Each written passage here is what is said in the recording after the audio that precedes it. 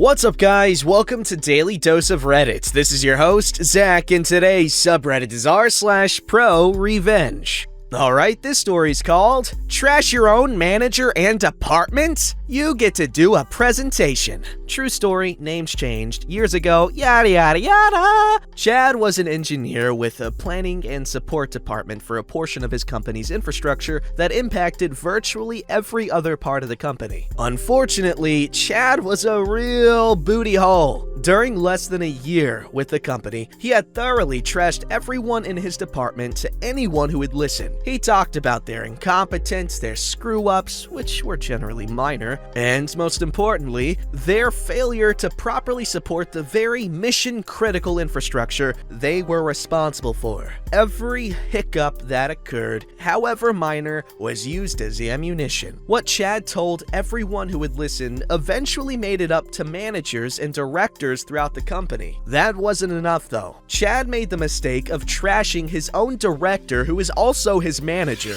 Over the next few months, there was no one even remotely involved with this department who didn't know what Chad was doing, including that manager. Chad's manager and director was Tim, a pretty crappy manager by most measures. He paid about 40% less than the industry average and had a staff of B and C players because of it, but he nevertheless expected absolute dedication from the staff. If he could have had them wash his car and pick up his dry cleaning, those things would have been added to their job descriptions. Tim was also pretty poor when it came to understanding what his own staff did and routinely made things up about their work while talking to other people. Everyone involved knew he was full of crap because what he said made no sense at all. Most rolled their eyes, but people also knew that Tim was a force to be reckoned with. Despite his shortcomings as a manager, the one place Tim excelled at was corporate politics. He was able to consistently come through failures without a scratch when those failures would have sidelined anyone else. Tim would deftly play opponents off one another, then stand back and watch the fireworks. He had been at it for years and seemed to have a Teflon coating. Crap that stuck to everyone around him would slide right off. Tim, of course, knew exactly what Chad had been saying. Eventually, Chad's trashing of his own department became so severe and their reputation so tarnished that a large directors meeting was called to discuss the situation. The other department directors were out for blood. Enter Tim's ProRevenge. Tim asked Chad, the very person responsible for the company gossip that resulted in the high-level meeting, with the job of putting together and presenting a formal defense against his own gossip. Chad had to spend the next couple of weeks creating a formal presentation and repeatedly submitting it to Tim for approval. The meeting rolled around and Chad was forced to stand up in front of a large group of company directors and managers and formally defend his own manager and department. Everyone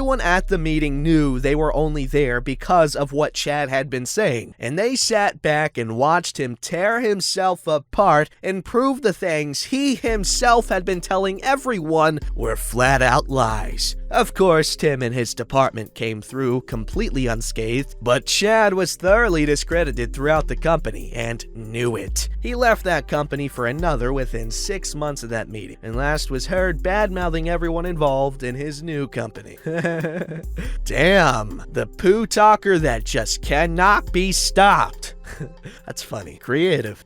Alright, this story's called Besting a Travel Insurer. In 2013, my dad passed away while my brother and I were on our own independent international adventures. I was in Spain and my brother was in Canada, and we needed to get back to Australia. My travel insurance was dodgy, but eventually paid out after a few complaints, which is pretty standard practice. My brother tried to claim $9,000. He could only get one emergency seat on a bunch of connecting flights, and with that, and his flight back after the funeral, etc., and other cancellations, it all added up. Shock, horror, his claim was rejected. Back then, there wasn't an industry body that dealt with travel insurance companies, or if there was, We had no idea what it was. So my brother went through the usual hurdles involved with the appeals and complaints process. Eventually, they told him that his claim for $9,326 was rejected, and their determination was final. So, back then, companies didn't really have Twitter handles, especially not insurance companies. So my bro, Ever the Troll, created a Twitter handle in this insurance company's name, complete with their official logo. He quickly set about gaining thousands of followers and legitimately began answering their questions with truthful, albeit quite negative responses. Things like, "My daughter and I want to travel to Paris. What insurance cover would you recommend?"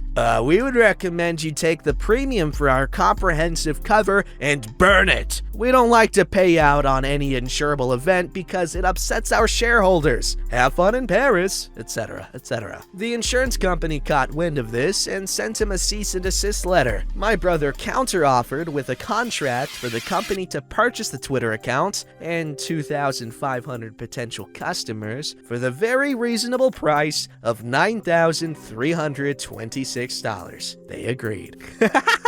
That's pretty funny. Why not just, I know it's probably out of pettiness, but like, man, you could have profited. Go for the even 10K.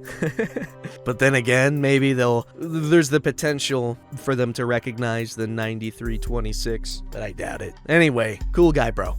Alright, this story's called Landlord Thinks I Owe 8 Months of Rent. Didn't know I knew tenant laws. Okay, not sure this goes here, but here it goes.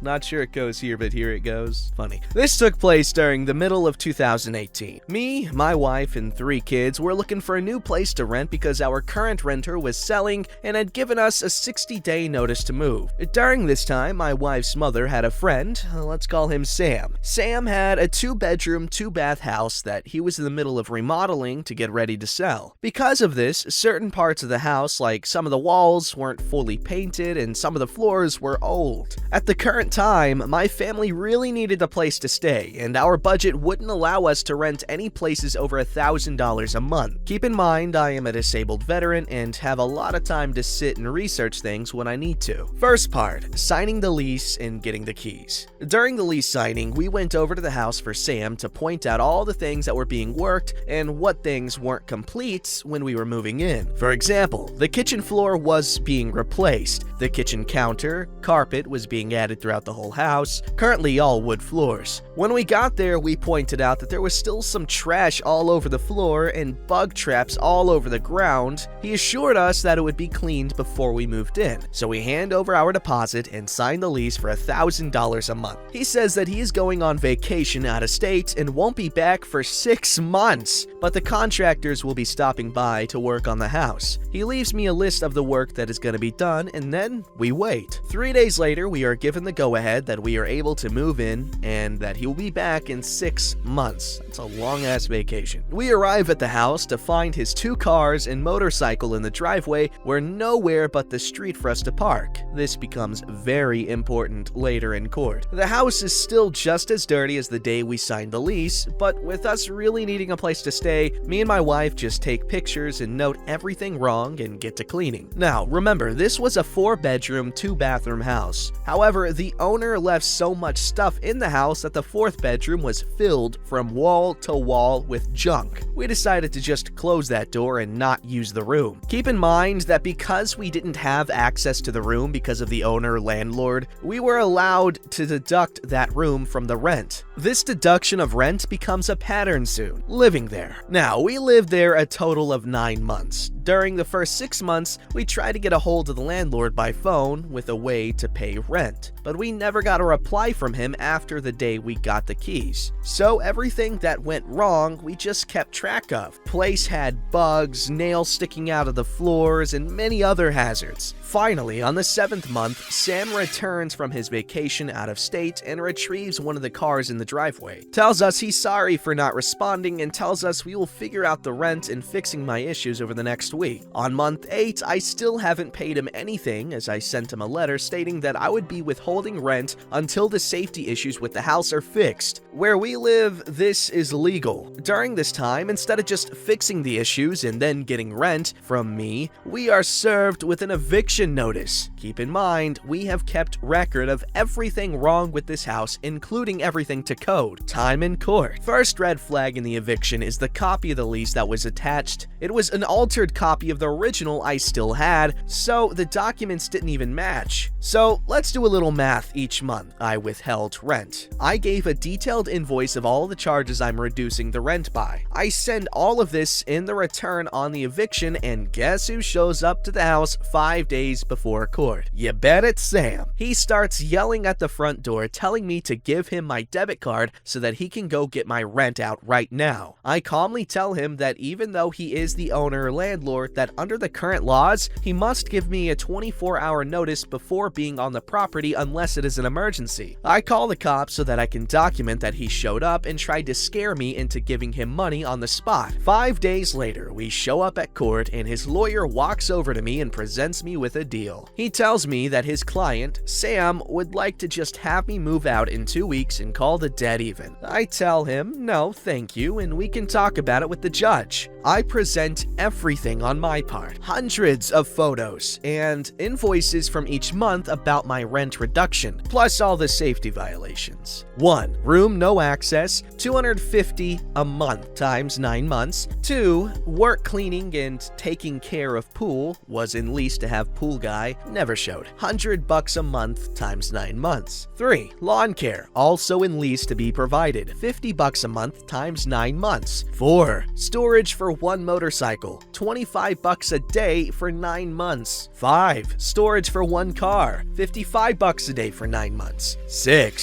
Storage for 1 car, $55 a day times 7 months. He picked this one up after vacation. Safety violations. No carbon dioxide detector in the house, no working smoke alarms, all windows are supposed to have screens, most were broken or missing. Because of pool and no fence around it, back door needed an alarm to beep when open, county safety code. Exposed wires on most electric outlets, ceiling fans not installed but wires just exposed, improper foundation for rear stairs leading out back door, no license for enclosed backyard room, had a 30 by 20 foot area off back door which was enclosed by a screened area. County required a license for anything that was attached to the house. Also, the piled up junk in the 4th bedroom was a fire hazard. Now, I picked the rate per day to store the vehicles at the house because legally I could have had them towed off the property even though they are the owners. This is the rate the impound lot would have charged per day the vehicle was in lot. This added up to a total invoice of $36,750 minus the $9,000 we owed for rent, leaving $27,750 owed. After hearing both sides, the judge ruled in my favor, giving my landlord 3 options. He could pay me $9,999 max, allowed in small claims court, here, and I would have 7 days to be off the property. 2, he could give me a normal 30-day notice to vacate, and I wouldn't pay anything, and he would return my deposit in full within 24 hours after the keys are returned. Or 3, I could continue to live there, but no rent would be owed until all safety issues were fixed